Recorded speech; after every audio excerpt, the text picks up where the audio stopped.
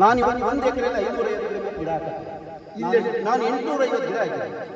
ಇದು ಇನ್ಫಾರ್ಮೇಷನ್ ಮಾಡಿದ್ರು, ನೀವು ತಪ್ಪು ಕೆಲಸ ಮಾಡಿದ್ರಿ, ನೀವು ಒಂದೊಂದೇ ಗಿಡ ಹಾಕಿದ್ರಿ, ಸಿಂಗಲ್ ಗಿಡ ಹಾಕಬೇಕಾಗಿತ್ತು, ನೀವು ಯಾಕೆ ಈ ಥರ ಮಾಡಿದ್ರಿ, ನೀವು ಬೆಳವಣಿಗೆ ಬರಲ್ಲ, ಅದು ಒಂದು ಗಿಡ ಅಷ್ಟೇ ಬೆಳೆಯುತ್ತೆ, ಒಂದು ಗಿಡ ಹೋಗ್ಬಿಡುತ್ತೆ, ಕಡ್ದಾಕ್ಬಿಡ್ರಿ ಒಂದು ಗಿಡ.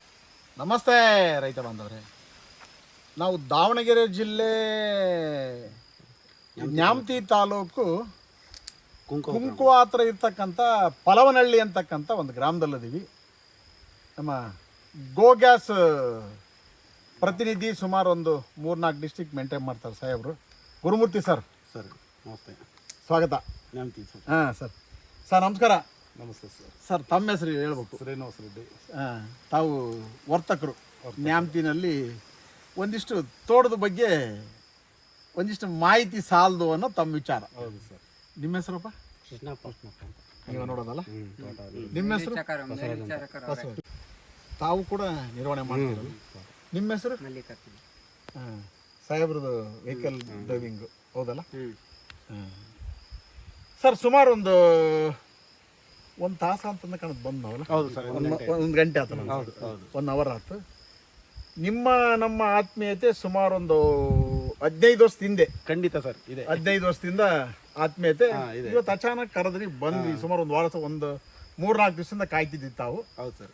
ಸರ್ ಇಲ್ಲಿ ಜೋಡಿ ಸಾಲು ಮಾಡಿದ್ದೀರಿ. ಹೌದು, ಜೋಡಿ ಸಾಲು ಅಡಿಕೆ ಅಂದರೆ 9 ಎಷ್ಟು ದಾಯ ಇದೆ ಸರ್? 9.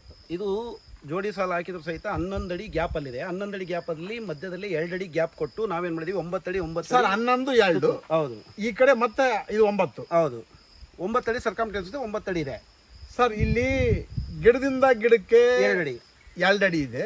ಅದಾದ್ಮೇಲೆ ಇದು ಸೆಂಟ್ರಿಗೆ ಬರ್ತಕ್ಕಂಥದ್ದು 11 ಅಡಿ, 9 ಅಡಿ. ಇದು 9 ಅಡಿ. ಇದು 9 ಅಡಿ. 9 ಅಡಿ 9 ಅಡಿ ಸೆಂಟ್ರಿಗೆ 2 ಅಡಿ ಗ್ಯಾಪ್ ಕೊಟ್ಟಿರೋದು ಜೋಡಿ ಸಾಲು ಹಾಕಿರೋದು. ಇಲ್ಲಿ ಎಲ್ಲರ ತಪ್ಪು ಅಭಿಪ್ರಾಯಗಳು, ಜೋಡಿ ಸಾಲು ಹಾಕಬಾರ್ದು ಅಂತಕ್ಕಂಥದ್ದು ತಜ್ಞರ ಅನುಭವನೂ ಕೂಡ ಮತ್ತೆ ರೈತರ ಅನುಭವನೂ ಕೂಡ ಇದು. ಹೌದು, ಹೌದಾ ಇಲ್ಲ ಸರ್? ಹೌದು ಸರ್. ನಮಗೂ ಇನ್ಫಾರ್ಮೇಶನ್ ಮಾಡಿದ್ರು, ನೀವು ತಪ್ಪು ಕೆಲಸ ಮಾಡಿದ್ರಿ, ನೀವು ಒಂದೊಂದೇ ಗಿಡ ಹಾಕಿದ್ರಿ, ಸಿಂಗಲ್ ಗಿಡ ಹಾಕ್ಬೇಕಾಗಿತ್ತು, ನೀವು ಯಾಕೆ ಈ ತರ ಮಾಡಿದ್ರಿ, ನೀವು ಬೆಳವಣಿಗೆ ಬರಲ್ಲ, ಅದು ಒಂದು ಗಿಡ ಅಷ್ಟೇ ಬೆಳೆಯುತ್ತೆ, ಒಂದು ಗಿಡ ಹೋಗ್ಬಿಡುತ್ತೆ, ಕಡ್ದಾಕ್ಬಿಡ್ರಿ, ಒಂದು ಗಿಡ ತೆಗೆದ್ಬಿಡ್ರಿ ಅಂತೇಳಿ ಸುಮಾರು ಜನ ಬಂದು ನನಗೆ ಪ್ರಶ್ನೆಗಳು. ನಾನಿಲ್ಲ, ನನ್ನ ಮಾಹಿತಿ ಪ್ರಕಾರ ನೀವು ಇದನ್ನೆಲ್ಲರ ನೋಡಿದ್ದೀರಾ. ನನ್ನ ಕ್ವಶನ್ ಇಷ್ಟೇ, ನೀವು 2 ಗಿಡ ಬಂದು ಫಲಕ್ಕೆ ಬಂದು ಅದು ಫಲ ಬಂದೇ ಇಲ್ಲ, ಆ ಥರದ್ದು ಏನಾರ ಮಾಹಿತಿ ಇದ್ದು ಕೊಟ್ಟರೆ ನಾನು ಅಲ್ಲಿ ಬರ್ತೀನಿ. ಇಲ್ಲ, ನನ್ನ ಮಾಹಿತಿ ಪ್ರಕಾರ ನಾನು ಬೆಳವಣಿಗೆ ಮಾಡ್ತೀನಿ, 7 ವರ್ಷ 8 ವರ್ಷ ಬಿಟ್ಟು ಬಂದು ನೋಡ್ಕೊಳ್ಳಿ, ಆಮೇಲೆ ನೀವು ಮಾತಾಡೋಣ. ನಿಮಗೆ ಆ ಥರ ನಾನು ಒಂದು ಕಡೆಯಕ್ಕೆ ರೆಡಿ ಇದ್ದೀನಿ. ಇದಕ್ಕಿಂತ ಮುಂಚೆ ನೀವೇನಾದರೂ ಈ ಒಂದು ಪ್ಲಾಂಟೇಶನಲ್ಲಿ ಫೇಲ್ಯೂರ್ ಆಗಿರೋದು ಕಂಡು ಬಂದಿದೆಯಾ ಅಂತ ಕೇಳಿದ್ದೀನಿ. ಸರ್ ಗುರುಮೂರ್ತಿ ಸರ್, ಇಲ್ಲೊಂದು ಅರ್ಥ ಮಾಡ್ಕೊಳ್ಳೋದು ಒಂದೇ ವಿಚಾರ ಹೇಳಿ ಸರ್. ಈ public thoughts, public memory, public thinking ಇದನ್ನೆಲ್ಲ ಹೊರಗೆ ಬಿಟ್ಟು ನೀವು ಇಲ್ಲೇ ಹೊರತಾಗಿದ್ದೀರಲ್ಲ ಅಂತ. ಹೌದು ಸರ್, ಖಂಡಿತ ಹೊರತಾಗಿದ್ದೀವಿ. ಯಾಕಂದರೆ ಇವತ್ತು ನೀವು ವೆಲ್ ಸ್ಟೇಟಸಲ್ಲಿ ಅದೀರಿ. ನೀವು ಹೌದು, ವೆಲ್ ಸ್ಟೇಟಸಲ್ಲಿ ಅದೀರಿ ಸರ್. ಒಂದೇ ಆಟ ಜೋಡಿ ಸಾಲು ಮಾಡಬೇಕು, ಸಕ್ಸಸ್ ಕಾಣಬೇಕು ಅಂತ. ಎಸ್, ಕಂಡ್ರಿ. ಹೌದು ಸರ್. ಇಲ್ಲಿ 2 ಗಿಡನೂ ಫಸಲ್ ಐತಿ, ಅಲ್ಲಿ 2 ಗಿಡನೂ ಫಸ ಐತಲ್ಲ ಸರ್. ಪ್ರತಿಯೊಂದು ಕಡೆನೂ 2 ಗಿಡ ಫಸಲು ಐತಲ್ಲ ಸರ್. ಹೌದು. ಇದು ಭಾಳ ಅಂದ್ರೆ ಒಂದು 5 ವರ್ಷದ ಗಿಡ. 5 ವರ್ಷ ಕಂಪ್ಲೀಟ್ ಆಗಿ 2 ತಿಂಗಳು ಆಗಿದೆ. 5 ವರ್ಷದ ಗಿಡ ಅಂದ್ರೆ ಸರ್. 5 ವರ್ಷ ಫಸಲ್ ಬಿಟ್ಟಾಗ 5 ವರ್ಷ ಅಂದ್ರೆ ಸರ್. ಹೌದು ಸರ್. ಇದರ ಸಕ್ಸಸ್ ಕಂಡು ಸಮಾಜಕ್ಕೆ ಕೇಳ್ತಿದ್ದೀರಿ. ಯಾವುದೇ ಕಾರಣಕ್ಕೂ ಒಬ್ಬ ವ್ಯಕ್ತಿಯ ಯಶಸ್ಸು ಆತನ ಆಲೋಚನೆಯಲ್ಲೇ ಇರಬೇಕು ಅಂತಕ್ಕಂಥ ನಮ್ಮ ವಿಚಾರ. ಹೌದು ಸರ್, ಆತನ ಆಲೋಚನೆ. ಯಾಕಂದರೆ ಹಿಂದೆ ನೀವು ಸಾಕಷ್ಟು ನೋಡ್ಕೊಂಬಂದು ಮಾಡಿರ್ತಕ್ಕಂಥದ್ರಿಂದ ಯಾರು ಪ್ರಶ್ನೆ ಮಾಡಿದ್ರು ಕೂಡ ನೀವು ಚಾಲೆಂಜ್ ಮಾಡಿದಿರಿ. ಎಸ್ ಸರ್, ಖಂಡಿತ ಚಾಲೆಂಜ್ ಮಾಡಿದ್ರಿ. ಹೌದು. ಇವತ್ತು ಸಕ್ಸಸ್ ಕಂಡು ಖುಷಿ ಆತ ಇಲ್ಲ? ಖಂಡಿತ ಖುಷಿಯಾಗಿದೆ ಸರ್. ಅವತ್ತು ಗಿಡ ಕಡ್ದಿದ್ರೆ ಯಾರ ಮಾತ ಕಟ್ಟಿಗೆ ಅಂದು ಹೌದಲ್ಲ ಸರ್? ಅದು ನನಗೆ ಉಪಯೋಗ ಆಗ್ತಾ ಇರಲಿಲ್ಲ. ನಾನು ಇದೊಂದು ಬೆಳವಣಿಗೆ ಕಂಡೆ. 1 ಎಕರೆ ಇವತ್ತಿನ ಜಮೀನು ಎಷ್ಟಿದೆ ಸರ್ ರೇಟು? 1 ಎಕರೆಗೆ ಕಡಿಮೆ ಅಂತಂದ್ರೆ 25 ಲಕ್ಷ 30 ಲಕ್ಷ ಖಾಲಿ ಜಾಗ ಇದೆ. ಹೌದು. ನಾನು ಇವತ್ತು 1 ಎಕರೆಯಲ್ಲಿ 550 ಗಿಡ ಮೇಲೆ ಗಿಡ ಹಾಕಕ್ಕಾಗಲ್ಲ. ನಾನು 850 ಗಿಡ ಹಾಕಿದ್ದೀನಿ.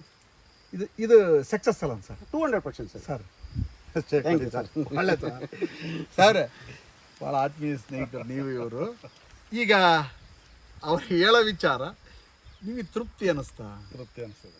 ಇಷ್ಟ ತನಕ ನಾವು ಚರ್ಚೆ ಮಾಡ್ಕೊಂಬಂದ್ವಲ್ಲ ಸರ್. ನಿಮ್ಮ ಮಣ್ಣು ಹೆಂಗೈತಿ, ಒಂದಿಷ್ಟು ಗೊಣ್ಣೆ ಹುಳ ಇದೆ, ಅದನ್ನು ಸರಿಪಡಿಸ್ಕೋಬೋದು. ಒಂದಿಷ್ಟು ಎಲ್ಲಿ ಬದು ಹಾಕ್ಬೇಕು ಅಂತ ಹೇಳಿದ್ವಿ, ಅದು ಒಂದಿಷ್ಟು ಹೌದಲ್ಲ ಸರ್?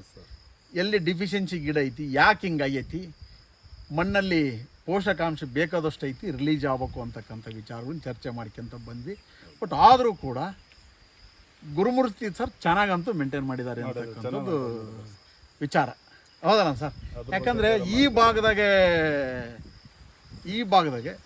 ಕೆಲವು ತೋಟಗಳ ನೀರಿಲ್ಲ. ಹೌದು ಸರ್.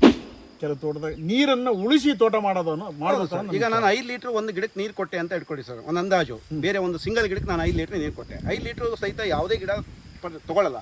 ಅದರಲ್ಲಿ 1 ಲೀಟ್ರ್ 2 ಲೀಟ್ರ್ ಏನಾಗ್ತದೆ, ಸೈಡ್ ಹೋಗೋದು, ಆ ಕಡೆ ಹೋಗೋದು, ಈ ಕಡೆ ಹೋಗುತ್ತೆ. ಈಗ ನಾನು 2 ಗಿಡಕ್ಕೆ ನಾನು ಅದೇ 5 ಲೀಟ್ರ್ ಕೊಡೋದಕ್ಕೆ 7 ಲೀಟ್ರ್ ಕೊಟ್ಟೆ ಅಂತ ಅಂದರೆ ಸಬ್ಸಿಡೆಂಟೇ ತಗೊಳುತ್ತೆ. ಯಾಕೆ ಅಂತಂದರೆ ಅದ್ರ ಸರ್ಕಮ್ಟೆನ್ಸ್ ಕಡಿಮೆ ಅಂತಾರೆ, 4-5 ಅಡಿ ಸುತ್ತರ್ಕೊಂಡಿರುತ್ತೆ ಬೇರುಗಳು. ಈಗ ನಾನು ಕೂಡ ಒಂದೇ ಹತ್ರ ನೀರು ಕೊಡ್ತೀನಿ. ಹೌದು. ಅದನ್ನು ಏನಾಗ್ತದೆ, ನೀರು ಆ ಕಡೆ ಈ ಕಡೆ ಡೈವರ್ಷನ್ ಆಗಿ 2 ಗಿಡಕ್ಕೂ ಸಹಿತ ಸ್ವಲ್ಪ ಜಾಸ್ತಿ ಕೊಡ್ತೀವಿ ಅಷ್ಟೇ, ಒಳ್ಳೆಯದು ಕೊಡೋದ್ರಲ್ಲೇ. ಸರ್ ಇನ್ನೊಂದು ವಿಚಾರ, ಒಂದು ಬೋರ್ವೆಲ್ಲಿಂದ ಸುಮಾರು ಒಂದು 5 ಗಂಟೆ ಕರೆಂಟ್ ಇರ್ಬೋದು. ಒಂದು ದಿವಸ 5 ತಾಸು ಕರೆಂಟ್ ಕೊಡ್ತಾರೆ. 4 ಅವರ್ಸ್ ಕೊಡ್ತಾರೆ. 3 to 4 ಅವರ್ಸ್. 4 ಅವರ್ಸ್ ಅಲ್ಲ ಸರ್? 1 ಗಂಟೆಗೆ ಎಷ್ಟು 1000 ಲೀಟ್ರು ಅಂದರೆ ಒಂದು 5000 ಲೀಟರ್ ನಾವು ಎಷ್ಟು ಒಂದು 4 ಟ್ಯಾಂಕರ್ ಇದನ್ನ ಮಾಡ್ಬೋದು, ಫಿಲ್ ಮಾಡ್ಬೋದಾ 1 ಗಂಟೆಗೆ? ಖಂಡಿತ ಸರ್. 1 ಗಂಟೆಗೆ 4 ಟ್ಯಾಂಕರ್ ನಮ್ಮಲ್ಲಿ ಫುಲ್ ಮಾಡ್ಬೋದಲ್ಲ? ಮಿನಿಮಮ್ 4 ಅಂದರೆ 20,000 ಲೀಟ್ರು ಅಂತ. 20,000 ಲೀಟರ್ ಕೊಡುತ್ತೆ. 20,000 ಲೀಟ್ರು ಇಂಟು 4 ಗಂಟೆ 80,000 ಲೀಟ್ರ್ ಆತಲ್ಲ ಸರ್? ಹೌದು ಸರ್. ಭೂಮಿಯಿಂದ 80,000 ಲೀಟ್ರ್ ಒಂದು ಬೋರ್ವೆಲ್ನಿಂದ ನೀರು ಎತ್ತದವಿ ಅಂತ. ಖಂಡಿತ. ನಮ್ಮ ಕೆಲಸ ಇಂಗಿಸ್ತಕ್ಕಂಥ ಕೆಲಸನೂ ಮಾಡಬೇಕು. ಹೌದು ಸರ್. ಇದು ನೈಸರ್ಗಿಕ ಪ್ರಕ್ರಿಯೆ ಆಗಬೇಕು. ಹೌದು ಸರ್. ಯಾವಾಗ ನೈಸರ್ಗಿಕ ಪ್ರಕ್ರಿಯೆ ಆಗುತ್ತೆ ಅಂತ ಹೇಳಿದರೆ, ಒಂದಿಷ್ಟು ಸಾವಯವ ವಸ್ತು ಮಣ್ಣೆ ಚೆನ್ನಾಗಿರ್ಬೇಕು, ಸಮಗ್ರ ಬೆಳೆ ಪದ್ಧತಿ ಅಳವಡಿಸ್ಬೇಕು. ಈಗ ನೀವು ರೆಡಿಯಾಗಿದ್ದೀರಿ, ಯಾವುದು ಏಲಕ್ಕಿ ಮಾಡಕ್ಕೆ ರೆಡಿಯಾಗಿದ್ದೀರಿ, ಹೌದು, ಜಾಯ್ಕಾಯಿ ಮಾಡಕ್ಕೆ ರೆಡಿಯಾಗಿದ್ದೀರಿ, ಖಂಡಿತ ಮಾಡಬೇಕು ಅಂತ ಇದೆ ಸಾಹೇಬ್ರೆ, ಕಾಫಿ ಮಾಡಕ್ಕೆ ರೆಡಿಯಾಗಿದ್ದೀರಿ, ಹೌದಲ್ಲ ಸರ್? ಕಪ್ ಮಾಡಬೇಕು ಅಂತ ತಲೆಯಲ್ಲಿ ಇದನ್ನೆಲ್ಲ ಮಾಡಿದಾಗ ಈಗ ವೈವಿಧ್ಯತೆ ಅಲ್ಲ ಸರ್ ಅದು? ಹೌದು. ಪ್ರಾಕೃತಿಕ ಅಸಮತೋಲನ ಅಲ್ಲ, ಇದು ಸಮತೋಲನ. ಕೇವಲ ಅಡಿಕೆ ಒಂದೇ ಮಾಡಿದರೆ ಇದು ಅಸಮತೋಲನ. ಹೌದು. ಈ ಸಲ ಬರಗಾಲ ಅಂತಂದು ಡಿಸೈಡ್ ಆಗ್ತೈತಿ ಈಗ ಪ್ರೆಸೆಂಟು. ಸರ್, ನೀರು ಸಿಗೋದು ನೀರಿಲ್ಲ. ಒಂದು ದಿವ್ಸಕ್ಕೆ ನಾವು 80,000 ಲೀಟ್ರ್ ನಿಮ್ಮ 4 ಗಂಟೆ ಎತ್ತಿದ್ರಿ ಅಂದರೆ ನೀವು ಯೋಚನೆ ಮಾಡಿರಿ, ಬೇಸಿಗೆನಲ್ಲಿ up to March, April, May ಈ 3 ತಿಂಗಳೇ 90 ದಿವಸ ನೀರು ಕೊಡೋಕ್ಕಾಗಲ್ಲ. ನಾವು ಬೋರ್ವೆಲ್ಲಿಂದ ನೀರು ಎತ್ತಿ ತುಂಬ ಕಷ್ಟ ಇದೆ. ಈಗಲೇ ಕೆಲವು ಖಾಲಿಯಾಗಿ ಹೋಗಿದ್ದಾವೆ ನೀರು. ಇಂತೆಲ್ಲ ಭೂಮಿಗೆ ಅಂದರೆ ಒಂದಿಷ್ಟು ತಿಳ್ಕೊಂಡು ಮಾಡೋದು ಪಾಡಲ್ಲ ಸರ್. ಖಂಡಿತ ಸರ್. ಸಾವಯವ ವಸ್ತು ಮಣ್ಣಲ್ಲಿ ಚೆನ್ನಾಗಿರ್ಬೇಕು. ಮಣ್ಣಿನ ಜೈವಿಕ ಶಕ್ತಿ ಜಾಸ್ತಿ ಆಗ್ತಕ್ಕಂಥ ಕೆಲಸ ಮಾಡ್ತಕ್ಕಂಥದ್ದು ಮುಂದಿನ ದಿನದಲ್ಲಿ ತುಂಬ ಒಳ್ಳೆಯದು. ಅಂದರೆ ನೀರನ್ನು ಉಳಿಸಿ, ನಿಮ್ಮ ಪ್ರಕಾರ ಈಗೇನು ಚರ್ಚೆ ಮಾಡಿದ್ವಲ್ಲ, ನಿಮ್ಗೆ ಏನು ಅನ್ನಿಸ್ತಿದ್ದು ವಿಚಾರ? ನೀರನ್ನು ಉಳಿಸಿ ತೋಟಗಾರಿಕೆ ಮಾಡೋದು ಒಳ್ಳೆ ಉತ್ತಮ ಸರ್. ಆದ್ರೂ ಈ ಸರಿ ವೆದರ್ ಭಾಳ ಇದಿತ್ತು ಸರ್. ಅದಲ್ಲ, ಇನ್ನು ಮುಂದೆ ಹೇಳ್ತಾರ. ನಾನು ಇನ್ನು ಮುಂದೆ ಅದೇ ನೀವು ಹೇಳಿದ ಮಾಹಿತಿ ಮುಚ್ಚಿಗೆ ಪದ್ಧತಿ, ಮುಚ್ಚಿಗೆ ನೀರು ಕಡಿಮೆ ಯೂಸ್ ಮಾಡಿ ಜೈವಿಕವಾಗಿ ಜಾಸ್ತಿ ಮಾಡಬೇಕು. ಮಣ್ಣಿನ ಜೈವಿಕ ಶಕ್ತಿ ಜಾಸ್ತಿ ಮಾಡಿದ್ರೆ ನೀರಿನ ಬಳಕೆ ಕಡಿಮೆ ಮಾಡಬೇಕು. ಮಣ್ಣಲ್ಲಿ ಹ್ಯೂಮಸ್ ಜಾಸ್ತಿ ಆದರೆ, ನಿಮ್ಮಲ್ಲಿ ಹ್ಯೂಮಸ್ ಕಾಣಲಿಲ್ಲ, ಒಂದಿಷ್ಟು ಎರೆಹುಳ ಇದೆ, ಒಂದಿಷ್ಟು ಡಿಫಿಷಿಯನ್ಸಿ ಅಂತಕ್ಕಂಥದ್ದು ರೂಟ್ ಗ್ರಬ್, ಹೌದು, ಅದು ಗೊಣ್ಣೆ ಹುಳ, ಅದೊಂದಿಷ್ಟು ಕಾಣ್ತು. ಏನಕ್ಕ ಸರ್ ಅಂತಂದರೆ, ಒಂದಿಷ್ಟು ಸರ್ಫೇಸ್ ಹಾರ್ಡ್ ಆದಾಗ ಆದಷ್ಟು ನೀರನ್ನ ಚೆನ್ನಾಗಿ ಕೊಟ್ಟು ಡ್ರೈ ಮಾಡಿದಾಗ ಏನಾಕತಿ ಅಂದರೆ, ಈ ಮೈಕ್ರೋಫೋಲ್ಸ್ ಆ್ಯಂಡ್ ಮ್ಯಾಕ್ರೋಫೋಲ್ಸ್ ಓಲ್ಗಳು ಚೆನ್ನಾಗಾಗುತ್ತೆ. ರೂಟ್ ಬಯೋಮಾಸ್ ಚೆನ್ನಾಗಿ ಅಭಿವೃದ್ಧಿ ಆದಾಗ ನೀರು ಚೆನ್ನಾಗಿ ಭೂಮಿ ಬಂದಿರ್ತಕ್ಕಂಥ ಮಳೆ ನೀರು ಭೂಮಿ ಇಂಗ್ತತಿ. ಹೌದು ಸರ್, ಖಂಡಿತ ನೀರು ಚೆನ್ನಾಗಿ ಇಂಗುತ್ತೆ. ಹೌದಲ್ಲ ಸರ್? ಅಂದರೆ ಇಲ್ಲಿ ಪ್ರಾಕೃತಿಕ ವೈವಿಧ್ಯತೆ ಅಂತಕ್ಕಂಥದ್ದನ್ನ ಮುಂದುವರ್ಸೋದು ಪಾಡಲ್ಲ ಸರ್? ಹೌದು ಸರ್, ಅದನ್ನೇ ಮಾಡ್ಬೇಕು ನಾವು. ಸಮಗ್ರ ಬೆಳೆ ಪದ್ಧತಿ. ಗುಡ್ಡದಲ್ಲಿ ಗಿಡಗಳು ಬೆಳಿತವೆ, ನಾವು ಅದಕ್ಕೆ ಯಾವುದೇ ರೀತಿ ಪೋಷಕಾಂಶ ಕೊಡಲ್ಲ, ನೀರಿನ ಅಂಶ ಕೊಡೋದಿಲ್ಲ, ಯಾವುದು ಕೊಡೋದಿಲ್ಲ. ಮಳೆಗಾಲದಿಂದ ಹಿಡಿದು ಅದು ಮತ್ತೆ ತಿರ್ಗಾ ಮಳೆಗಾಲ ಬರೋವರೆಗೂ ಒಂದು ಗಿಡವಾಗೇ ಇರುತ್ತೆ. ಅದು ಅಲ್ಲ, ಇನ್ನೊಂದು ಇದೇನಾಗುತ್ತೆ ಸರ್ ಅಂದ್ರೆ, ಅದು ತಾಯಿ ಬೇರಿನ ಯುವ ಇರ್ತಕ್ಕಂಥ ಜೈವಿಕ ಗೊಬ್ಬರ ಅಲ್ಲ ಸರ್, ತಾಯಿ ಬೇರು. ಇಲ್ಲಿ ಹೆಂಗ್ ಗೊತ್ತ, ಇದು ಏನಾಗುತ್ತೆ ಸರ್ ಅಂದ್ರೆ, ತಂತು ಬೇರು ಜಾಸ್ತಿ ಇರುತ್ತೆ ಇಲ್ಲಿ. ತಂತು ಬೇರು ಮತ್ತು ಮುಖ್ಯ ಬೇರು ಸರ್ಫೇಸ್ ಇರುತ್ತೆ. ಇದು ನಾವೇ ಮೇಂಟೈನ್ ಮಾಡ್ತಿರೋದ್ರಿಂದ ಒಂದಿಷ್ಟು ನಿರ್ವಹಣಾ ಹಂತದಲ್ಲಿ ಮಾಡ್ತಕ್ಕಂಥ ಒಂದು ತಪ್ಪುಗಳು ತಿದ್ಕೊಂಡು ಮುಂದುವರಿಯೋದು ಪಾಡು. ಖಂಡಿತ. Thank you sir. Thank you ಒಳ್ಳೇದಾಯ್ತು ಸರ್, ಒಳ್ಳೆ ಮಾಹಿತಿ ಕೊಟ್ರಿ. Okay sir. ಚಾಲೆಂಜ್ ತಗೊಂಡು ಅಡಿಕೆ ತೋಟ ಮಾಡಿದ್ದೀರಿ. ಖಂಡಿತ ಜೋಡಿ ಸಾಲು ಮಹಾದಿನದ ಆಸೆ. ಇವತ್ತು ನಿನ್ನ 2 ವರ್ಷದ ನಂತರ ಇದೊಂದು ಸಕ್ಸಸ್ ಸ್ಪೀಡಲ್ಲಿ ನಾನು ರೈತರಿಗೆ ಒಂದು ಮಾದರಿಯಾಗಿ ಈ ತೋಟನ ತೋರಿಸ್ಬಿಡ್ಬೇಕು ಅಂತ ನನ್ನ ಆಸೆ. ಇನ್ನೂ ಮುಂದೆ ಮಾಡಿ ಸರ್. ಖಂಡಿತ ಒಳ್ಳೇದಾಯ್ತು ಸರ್. ಸಾಹೇಬ್ರೆ, ತಾವು ಕೂಡ ಒಳ್ಳೇದಾಯ್ತು ಸರ್. ಥ್ಯಾಂಕ್ ಯು ಅಪ್ಪ. ಆಯ್ತು, ಥ್ಯಾಂಕ್ ಯು ಯಜಮಾನ್ರೆ. ಆಯ್ತು, ಓಕೆ. ನಮ್ಮ ಸಂಪರ್ಕ ಸಂಖ್ಯೆ ದಾವಣಗೆರೆ ಜಿಲ್ಲೆಯಿಂದ ಹಾಗೂ ನ್ಯಾಮತಿ ತಾಲೂಕಿಂದ ಇಲ್ಲಿ ಒಬ್ಬ ಯುವಕ ಒಂದೆಡೆ ಒಂದು MNC ಕಂಪ್ನಿನಲ್ಲಿ ಒಳ್ಳೆ ಹುದ್ದೆನಲ್ಲಿ ವರ್ಕ್ ಮಾಡ್ತಾ ಇದ್ದರೂ ಕೂಡ ಚಾಲೆಂಜ್ ತಗೊಂಡು ತೋಟ ಮಾಡಿ ಜೋಡಿ ಸಾಲಲ್ಲಿ ಮೇಂಟೈನ್ ಮಾಡ್ತಾ ಇದ್ದಾರೆ ಅಂದರೆ ತುಂಬ ಖುಷಿ ವಿಚಾರ. ಬಟ್ ನಮ್ಮವರ ಆತ್ಮೀಯತೆ ಒಂದು 15 ದಿವಸದಿಂದ ಇರ್ತಕ್ಕಂಥದ್ದು. ಬಟ್ ನೋಡಿ ಬನ್ನಿ ಸರ್, ಒಂದು ಸ್ವಲ್ಪ ಈಗ ನೋಡಿದ ಮೇಲೆ ಗೊತ್ತಾಯ್ತು ಅವರು ನಮಗೆ ಗೊತ್ತಿರ್ತಕ್ಕಂಥ ವ್ಯಕ್ತಿ ಅಂತ. ಈಗ ಮರ್ತು ಬಿಟ್ಟಿದ್ವಲ್ಲನ. ಇನ್ನು ಮುಂದೆ ನಾವು ಹೇಳೋದೇನು ಅಂತಂದರೆ, ಮಳೆಗಾಲ ಕಡಿಮೆ ಆಗಿದೆ, ಬೋರ್ವೆಲ್ ನೀರಿನ ಅವಶ್ಯಕತೆ ಜಾಸ್ತಿ ಇದೆ, ಅದನ್ನು ಮಿತವಾಗಿ ಬಳಸ್ತಕ್ಕಂಥದ್ದು. ಮಿತವಾಗಿ ಬಳಸ್ರಿ. ಮಣ್ಣಿನ ಜೈವಿಕ ಶಕ್ತಿ ಜಾಸ್ತಿ ಆಗಬೇಕಾಗಿರೋದು ಸಾವಯವ ವಸ್ತು ಮತ್ತು ಸಾವಯವ ತ್ಯಾಜ್ಯ ಹಾಗೂ ಜೈವಿಕ ಒಳಸುರಿಗಳು ಮಾತ್ರ. ಅವಶ್ಯಕತೆ ಇದ್ದಲ್ಲಿ ಒಂದಿಷ್ಟು chelated base nutrient amino base ಕೊಟ್ಕೊಂತಕ್ಕಂಥದ್ದು, ಯುಮೈನೋ ಬೇಸ್ ಈ ಬೇಸ್ ಕೊಡ್ತಕ್ಕಂಥದ್ದು. ಆದಷ್ಟು ರಸಗೊಬ್ಬರಗಳಿಗೆ ಮೊರೆ ಹೋಗ್ತಕ್ಕಂಥದ್ದನ್ನು ಕಡಿಮೆ ಮಾಡಿರಿ.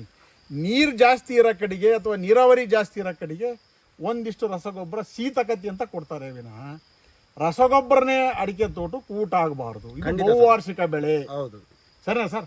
ಸರಿ ಇದೆ ಸರ್. ಮಿನಿಮಮ್ ಕೊಟ್ಟರೆ ಇದು ಅನ್ಸಲ್ಲ. ಬಟ್ ನೀರಿದ್ದ ಕಡೆಗೆ ಅತಿಯಾಗಿ ನೀರಾವರಿ ಮಾಡಿದಾಗ ಒಂದಿಷ್ಟು ಊಟಕ್ಕೆ ಉಪ್ಪಿನಕಾಯಿ ಥರ ಇದೇ ಊಟ ಆಗಬಾರ್ದು ಅಂತಕ್ಕಂಥದ್ದು ನಮ್ಮ ವಿಚಾರ.